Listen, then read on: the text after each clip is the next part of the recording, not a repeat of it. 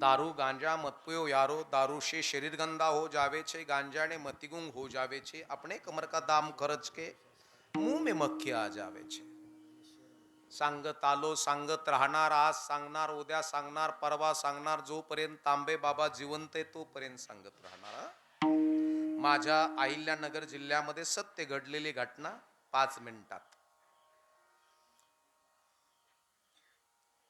गडगंज प्रॉपर्टी होती, एकुलत एक पोरग, कसल्याच प्रकारची कमतरता नाही दादा साहेब, नाना, बाप्पा, गुरुजी, माऊली, एकुलते एक, कसल्याच प्रकारची कमतरता नाही। आणि पोरग एकुलते एक, पण गावामध्ये जर गोरगरिबाच्या पोरीचं लग्न असेल साहेब, तर त्या लग्नाला मदत करायची ताकद त्याच्यात होती। गावामध्ये जर भांडण झालं तर मिटवण्याची ताकद त्याच्यात होती। सप्ताह असेल तर पहिली पंगत माझी त्याची। असलं तरुणाला योग्य दिशा देण्याचं काम साहेब। आणि ओळख जास्त, कसलंच पद नाही गावामध्ये, पण कुणाचं काम नडलं ना तर त्या बागतदारानं जर फोन केला ना वर तर लगेच काम व्हायचं, एवढा मोठा बागतदार। पण घडलं एक, ऐका तरुण मित्रांनो,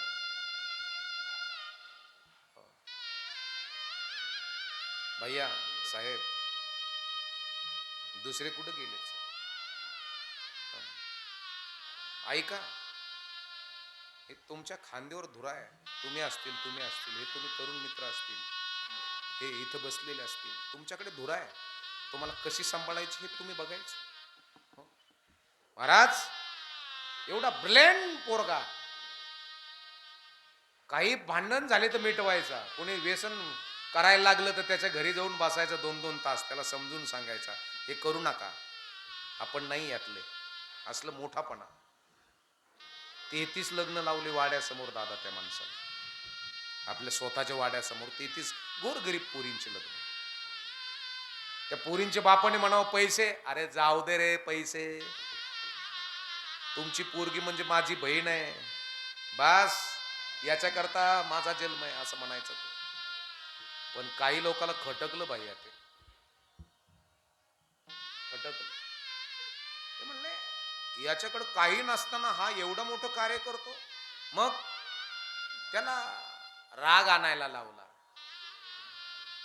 तुम्हाला इमोशनल अत्याचार करतील मग, तुझं काय खरं आहे, तुझ्यात काय दम आहे काय, भामटायस तू, आपल्याविषयी वाईट वीस पेरून देणं, माणसाला मारणं म्हणजे जीवे मारणं नाही, पहिला प्रकार आहे। तुम्ही जर मोठे असाल तर तुमच्याविषयी वाईट वीस पेरून दिलं भावबंधामध्ये, तो असाच आहे तो तसाच आहे, त्याने जरी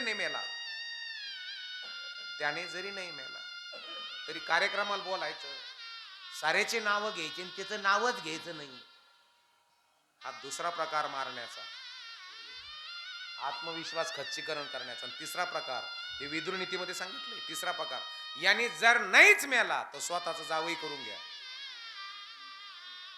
तुमच्या लक्षात येईल मोठमोठे नेते वेगवेगळेचेच जावई आहेत, ज्यांना ज्यांना कळलं असेल त्यांना त्यांना मी धन्यवाद देईन ना।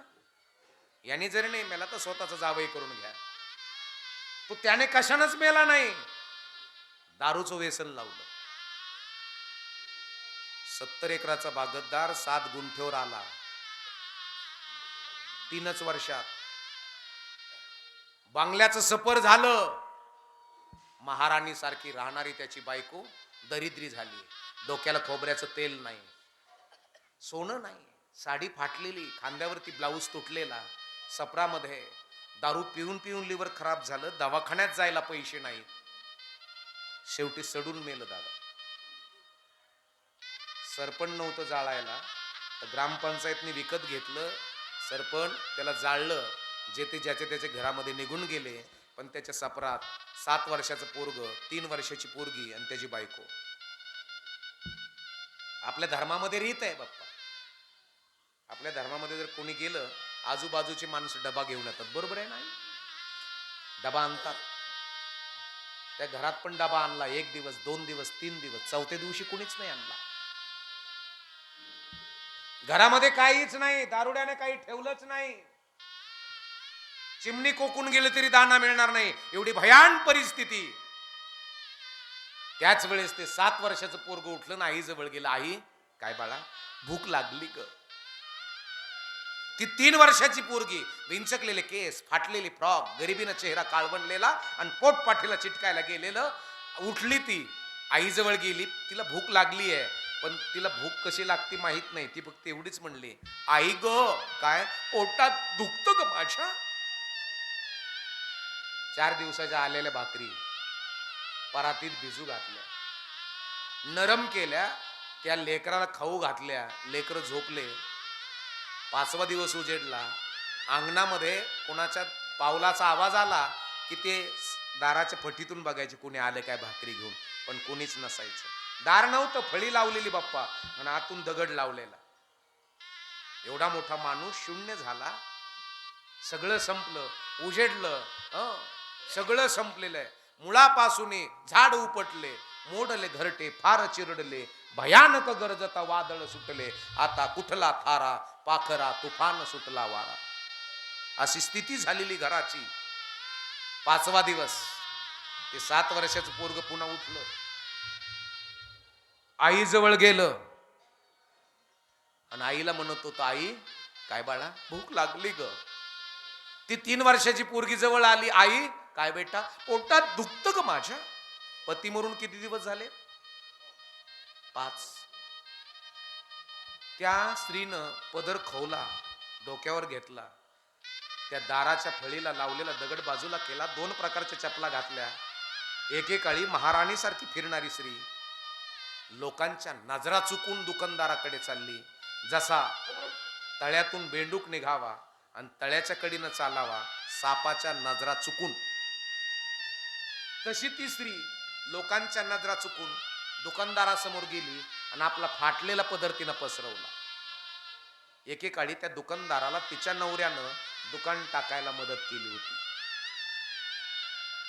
आणि ती फक्त एवढंच म्हणत होती, काका, काय काका, माझे 2 चिमणे मुलं उपवासी आहेत, काहीतरी खायला द्या ना. नाही आली दया त्याला. निघून जा, अगोदरच तुझ्या नवऱ्याची उधारी, पुन्हा तोंड वर करून आलीस, लाज वाटते का? काका, धुणं भांड करल, खरकट काढल, पण काहीतरी द्या, माझे मुलं तरफडून मरतील.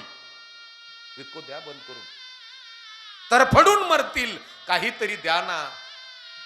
नाही आली दया. असा भयानक बोलला.